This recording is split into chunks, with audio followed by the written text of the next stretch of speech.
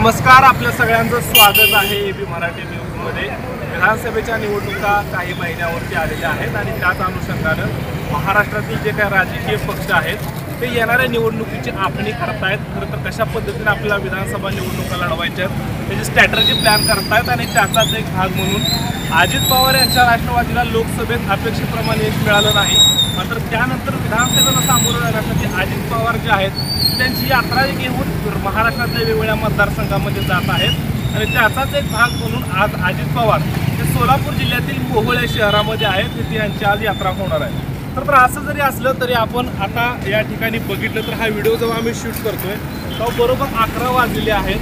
अजित पवार यांच्या रॅलीचं जे काही नियोजन आहे, वेळ जे आहे त्याला 11:30 वाजता सुरू होईल अशा पद्धतीची शक्यता आहे। मात्र मोहोळ शहरातलं हे जर आपण हे चित्र सध्या बघितलं तर आपल्या लक्षात येईल की मोहोळ शहर दुकानं आहेत पूर्णपणे बंद ठेवलेले आहेत। त्याचं महत्त्वाचं कारण आहे मोहोळमधील जे काही तहसील ऑफिस आहे ते मोहोळमधनं दुसरी जी काही त्याची शाखा होणार आहे ती अनगर येथे हलवण्यात आलेली आहे।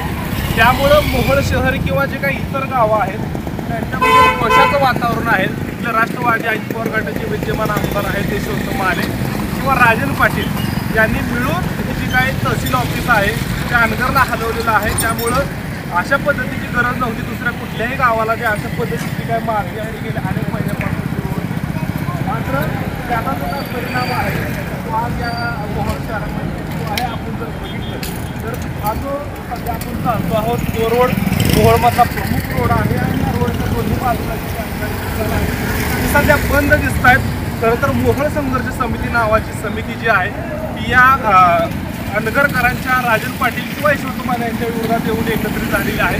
उमेश पाटील नेतृत्व करतायत या सगळ्या मोहोळ संघर्ष समितीचं आणि त्यामुळं आज राज्याचे उपमुख्यमंत्री अजित पवार जरी मोहोळमध्ये येत असले तरीसुद्धा मोहोळकरांनी जो आहे तो पूर्णपणे बंद पाळत अजित पवार यांच्या राष्ट्रवादीचा किंवा सरकारचा निषेध दाखवलेला आहे। काही मेडिकल किंवा दवाखाने जर सोडले तर मोहोळकरांनी या बंदला आज पूर्णपणे सांगितलेला आहे। त्याच्यामुळं तहसीलला जो काही मुद्दा आहे तो आज अजित पवार यांच्या या सभेमधला किंवा या वेळेमधला महत्त्वाचा मुद्दा राहणार आहे। खरं तर अजित पवार सरकार नेता आज मोहोळमध्ये येतो आहे, मात्र मोहोळकरांनी बंद पाळलेला आहे। याच्यातून अजित पवार काय बोध घेणार का किंवा मोहोळ संघर्ष समितीसोबत काही चर्चा करून याच्यावर काही तोडगा काढणार का किंवा काय बोलणार अजित पवार इथे येऊन याकडे आपलं सगळ्यांचं लक्ष असणार आहे। आजच्या या सगळ्या मेळाव्याच्या अपडेटसाठी तुम्ही एबी मराठी पाहत राहा।